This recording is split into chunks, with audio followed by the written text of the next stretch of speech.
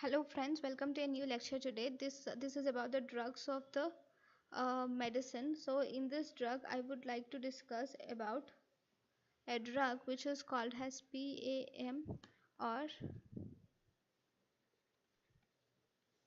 pyridine aldoxamide.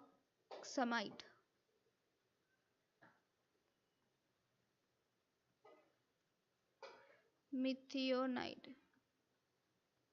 So these are nothing but the oximes. It belongs to oximes group and it is mainly used in organophosphorus poisoning.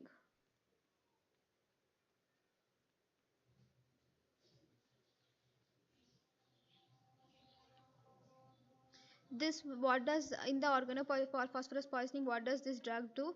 This drug will inhibit ACH, that is acetylcholine enzyme receptor and organophosphorus bonding.